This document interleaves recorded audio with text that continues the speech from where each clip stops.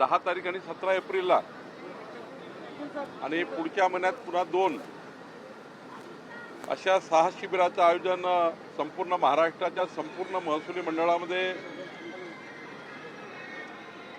महसूल खात्याने केला आहे। आणि या अभियानाच्या माध्यमातून शासन आपल्या दारी आणि जे अत्यंत महत्त्वाचे निर्णय महाराष्ट्र सरकारने घेतले या निर्णयाची अंमलबजावणी करण्याकरता शिबिराचं आयोजन आहे। तुकडेबंदी कायदा आपण निरस्त केला, एनएची अट आता रद्द केली, मुख्यमंत्री बळीराजा पांदन रस्ते योजना आपण आणली। या सर्व योजना समाजाच्या शेवटच्या माणसापर्यंत शेतकऱ्यापर्यंत पोहोचवण्याकरता ही शिबिराचं आयोजन आहे।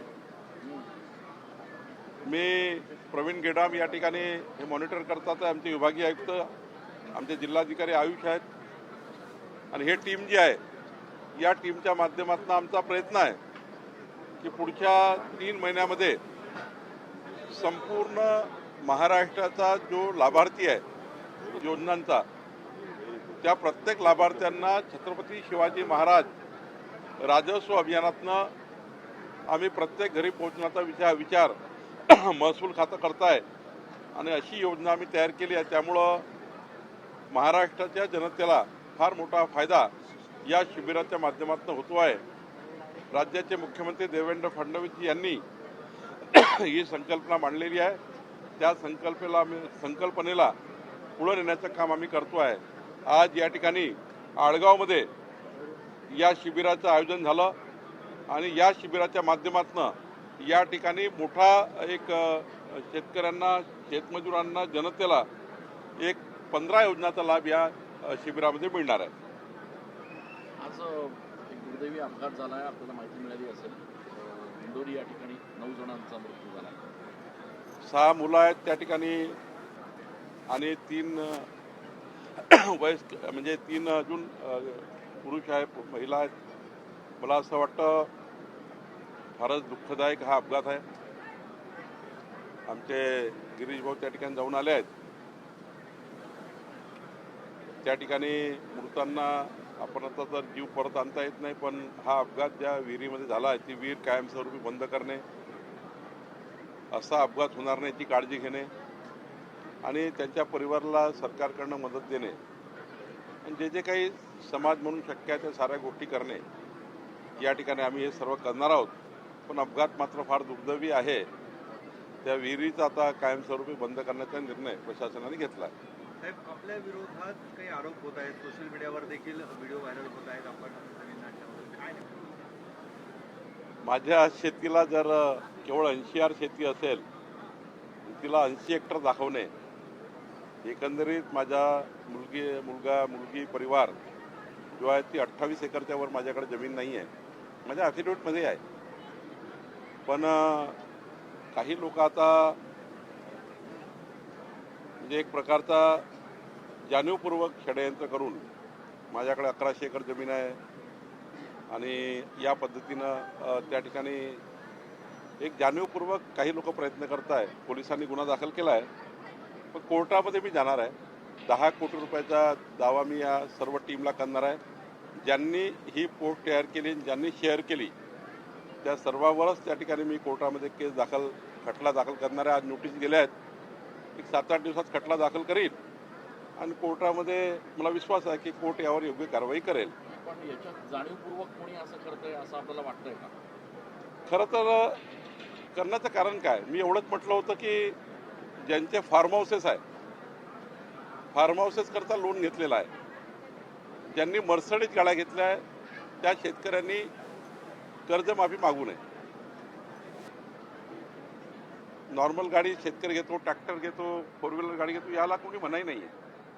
पण कर्जमाफी मागताना धन दांडगे लोक ज्यांच्याकडे ऐपत आहे तेवढेच जर पैसे आपण गरीब शेतकऱ्याला दिले तर अधिक जास्त फायदा होऊ शकतो गरीब शेतकऱ्याचा, ही भावना होती। त्याचा आधार घेऊन अशा प्रकारचे खोटे व्हिडिओ तयार करणे आणि समाजामध्ये प्रतिमा खराब करण्याचं काम, शेवटी वृत्तपत्राला अधिकार आहेत, भंडाफोड करण्याचे अधिकार पत्रकारांनाही आहे, पण या अधिकाराचा दुरुपयोग करून काही लोक जर असे वागत असतील त्याकरता शासन आहे, कोर्ट आहे, कोर्टात लढाई लढू. कोर्ट या ठिकाणी मला वाटतं दखल घेईल आणि मी आता कोर्टाला सर्टिफिकेटही देणार आहे माझ्या प्रॉपर्टीचं आणि माझ्या ॲफिडेविटमध्ये मी टाकलेलं आहे. त्यामुळे मला असं वाटतं अशा प्रकारच्या बदनामी ह्या काही फार त्या ठिकाणी जरी वेदना देणाऱ्या असतात पण ह्या फार काळ याचं सत्यताही कार लपत नाही आणि त्यामुळं सत्यासमोर येईलच आणि आला आहे. पुढं कोर्टातून आम्ही ही केस लढू. तुम्ही नाशिकमध्ये आलेला आहात. नाशिक मागच्या काही दिवसापासून चर्चेत आहे. अशोक खरात विरोधामध्ये आता 12 गुन्हे दाखल झालेले आहेत. महिलांचं लैंगिक शोषण, आर्थिक फसवणूक, जमिनी खरेदी विक्रीचे सगळे, त्या माध्यमातून शेतकऱ्यांची फसवणूक करण्यात आलेली. एक एक प्रकार उघड येतात. काही राजकीय नेते त्याच्या दरबारी जात होते, ते देखील समोर आलेले आहेत. महाराष्ट्राच्या संस्कार संस्कृतीला काळीमा लावणारा आणि आपल्याला छेद देणारा असा एक हुंदुगिरी प्रकरण आहे. खरं तर आपल्या संस्कृती आणि आपल्या संस्काराला हे न पटणारं आणि यातनं जे काही आरोपी आहेत, जे काही याच्यात लिप्त आहेत, म्हणजे कृत्य करणे आणि या ठिकाणी मोठ्या प्रमाणावर मायाजाळ संपत्ती, यामध्ये SIT योग्य पद्धतीने याचा कारवाई करताय. SIT सर्वच बाजूने विचार करताय. ज्यांच्याकडे जे जे पुरावे असतील ते SITकडे द्यावे असे आवाहन मुख्यमंत्री देवेंद्र फडणवीसजींनी केलं आहे. एकंदरीत नाशिकचं पावित्र्य जे आहे आणि अशा पवित्र नाशिकमध्ये अशा प्रकारचे हुंदू बाबा आपल्या नाशिकचे संस्कार संस्कृतीला त्या ठिकाणी बिघडवण्याचं काम ज्यांनी केलं आहे, यामध्ये कोणी सुटणार नाही. SIT प्रचंड कडक कारवाई करते आहे, कोणालाही सोडत नाही आहे, सुटणारी कोणी नाही आहे, सुटूही नये ही भावना सर्वांची आहे. खरं तर या प्रकरणामध्ये जे काही धागेदोरे असतील, जे काही तुमच्याकडे माहिती असेल, जे समाजाकडे माहिती असेल, ती SITला दिली पाहिजे असं माझी सर्वांना आव्हान आहे. यामध्ये काही महसूल विभागाचे देखील मोठ्या प्रमाणात अधिकारी या बाबाशी संबंधित होते. त्यामुळे एक दबाव टाकून मोजण्या न करणे, त्या ठिकाणी त्या बाबाच्या बाजूने निकाल देणे, शेतकऱ्यांना त्या ठिकाणी त्यांचा रस्ता अडवणे, हे सगळं प्रकार जे आहे ते महसूल विभागाच्या अधिकाऱ्यांना हाताशी धरून हा बाबा करत होता. मग त्या अधिकाऱ्यांवर आपण महसूल मंत्री म्हणून काही कारवाई करणार आहात? SITकडनं माझ्याकडे जो रिपोर्ट येईल, SIT भाग FIRचा आहे, पोलीस कारवाईचा आहे, पण काही अधिकाऱ्याची नावं आमच्याकडे येतील. आम्ही त्यांना विनंती केली आहे आणि काही अशी आम्हाला या ठिकाणी आमच्या चौकशीमध्ये निष्पन्न प्रवीण गेडाम करतात आहे. तर विभागीय आयुक्तांना आम्ही सांगितलं आहे की असे जे महसूल अधिकारी आहेत, जे तिथल्या CCTV सर्व्हिलन्समध्ये त्यांच्या प्रत्यक्ष कार्याला येऊन त्या ठिकाणी अशा कृत्याला साथ देणारे, अशा संपत्ती जमा करण्याच्या कार्यात साथ देणारे अधिकारी जे आहेत त्यांची नाव आम्ही शोधतो आहे. एकाचं ट्विट तर मला मिळालेलं आहे, पण बाकी अजून त्या ठिकाणी SITकडनं नावं आमच्याकडे येणार आहे. ते नावं आमच्याकडे आल्यावर अशा लोकांना नोकरीत ठेवायचंच नाही, बळतरफच केलं पाहिजे, इथपर्यंत महसूल खातं जाणार आहे. साहेब, संजय राऊतांनी आज असं म्हटलंय की अंजली दमानिया या काही रॉकच्या एजंट नाही आहेत, त्यांना जी माहिती मिळते या संदर्भात ही सगळी मुख्यमंत्री कार्यालयाकडनंच मिळते. नाही, असं म्हणणं चूक आहे. अंजली दमानियाजी यांची एक स्वतःची सिस्टीम आहे माहिती काढण्याची. मुख्यमंत्री कार्यालय वगैरे असे त्या ठिकाणी अशा सेन्सिटिव्ह प्रकरणामध्ये त्या ठिकाणी कुठल्याही पद्धतीचं असं कृत्य करत नाही. मुख्यमंत्री कार्यालय फार सेन्सिटिव्ह आहे आणि चौकशी सेन्सिटिव्ह आहे. जेवढे मीडिया ट्रायल आपण चुकीच्या पद्धतीने करू तेवढं याच्यावर प्रेशर वाढणार आहे. त्या ठिकाणी चौकशीवर शेवटी प्रेशर येतं. त्यामुळे अशा चौकशीमध्ये कमी बोललं पाहिजे. जे काही माहिती आहे ते मीडियासमोर ठीक आहे दिली, पण ही माहिती अधिक जर माहिती असेल तुम्हाला ते SIT समोर दिली पाहिजे. SIT यामध्ये अत्यंत महत्त्वाचा निर्णय करतं. SITच त्या ठिकाणी गुन्हे दाखल करणार आहे. समाजाकडे जी काही माहिती असेल, मीडियाकडे जी माहिती असेल किंवा अंजली दमानियाजी यांच्याकडे काही अधिक माहिती असेल त्यांनी SITला दिली पाहिजे.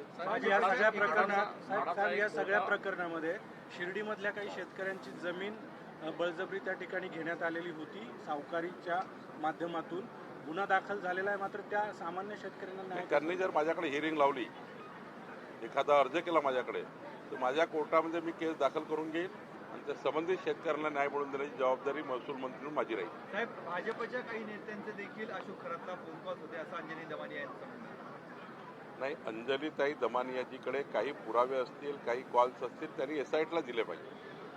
SIT याची चौकशी करताय आणि कधी कधी काय होतं, याच्यात काही समर्थन करता येत नाही, पण तो भोंदू बाबा आहे हे नंतर कळल्यानंतर काही गोष्टी होतात.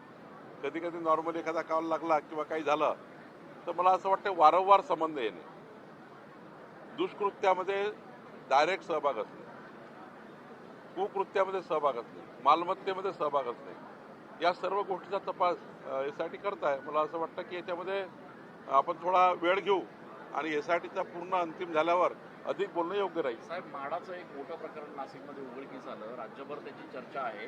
49 जवळपास बिल्डर आहेत. त्यांनी अँटिसिपेटरीसाठी त्यांनी बेलसाठी अप्लाय केला होता, तो पण रिजेक्ट झाला आहे. काही पक्षाचे आपले पदाधिकारी पण त्याच्यामध्ये आहे. याची निष्पक्ष चौकशी होणार आणि कारवाई होणार का? एकदम SIT तयार केली आहे. कोणी असला, किती मोठा मासा असला तरी पकडू. गरीब माणसाचं नुकसान केलं आहे. EWS आणि गरीब माणसाला द्यायची घरं खाऊन टाकली आहे आणि चुकीच्या पद्धतीनं, म्हणजे मी तर म्हणेल अशी हिंमतच कशी झाली. एका दिवशी जमिनीचे तुकडे पाडायचे, एकाच दिवशी त्याच्यात नोंदी घ्यायच्या, एकाच दिवशी 3 नकाशे मंजूर करायचे, नकाशाची खोडतोड करायची.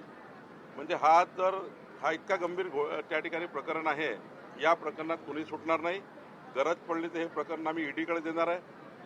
हे प्रकरण मोठ्या एजन्सीकडे देऊ, पण या लोकांना मात्र सोडणार नाही. कारण याच्यामध्ये गैरव्यवहार झाला आहे.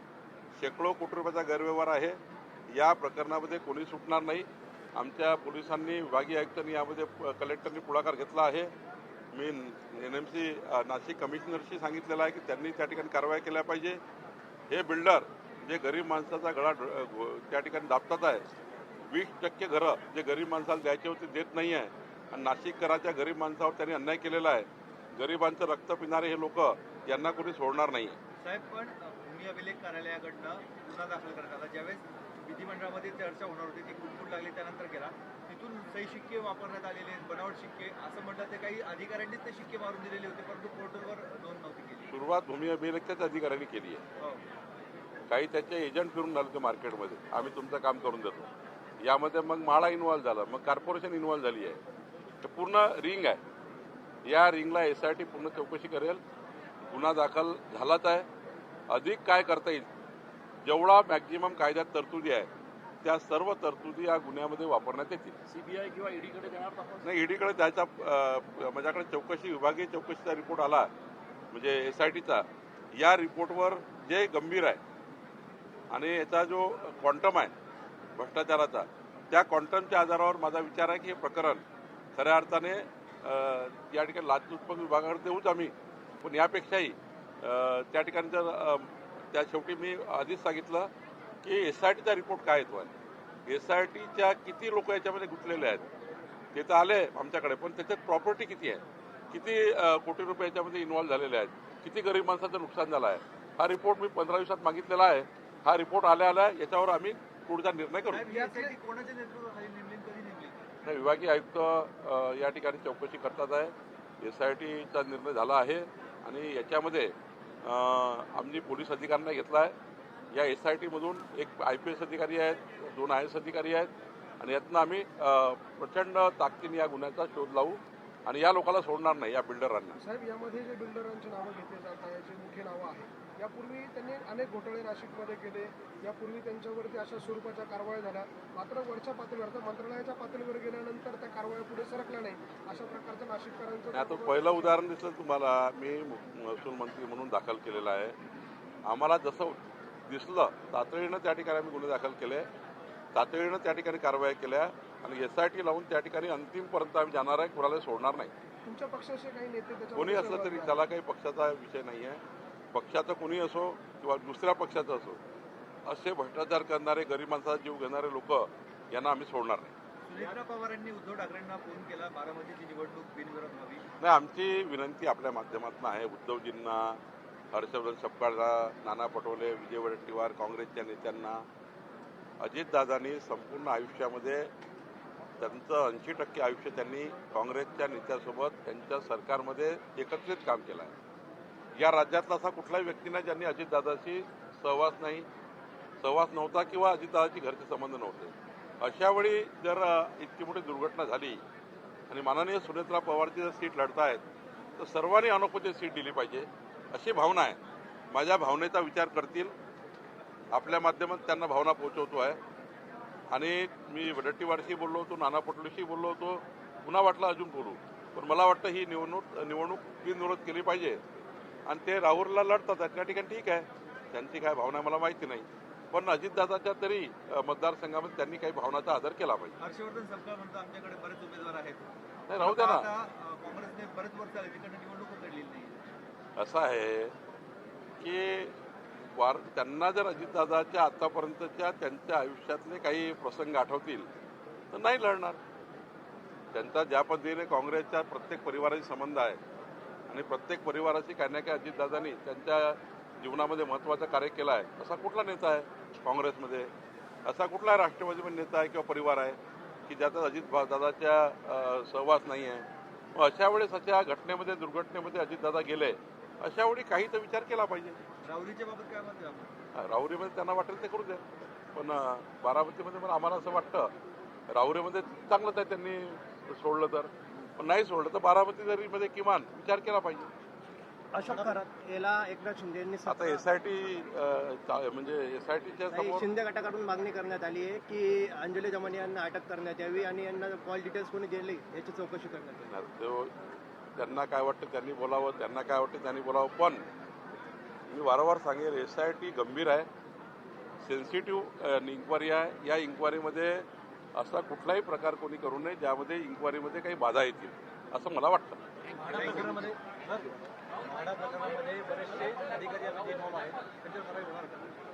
कोणी सुटणार नाही, अधिकारी सुटणार नाही, बिल्डर सुटणार नाही.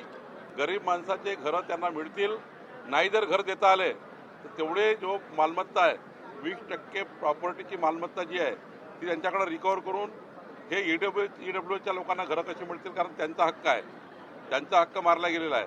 आमच्या SIT हा भाग आहे की नुसतंच त्या ठिकाणी कारवाई नाही तर 20% मालमत्ता ही गरीब माणसाला मिळाली पाहिजे. याकरता त्याच्यातून काय रिकव्हरी करता येईल आणि लोकांचा फायदा करता येईल हा सुद्धा भाग आहे.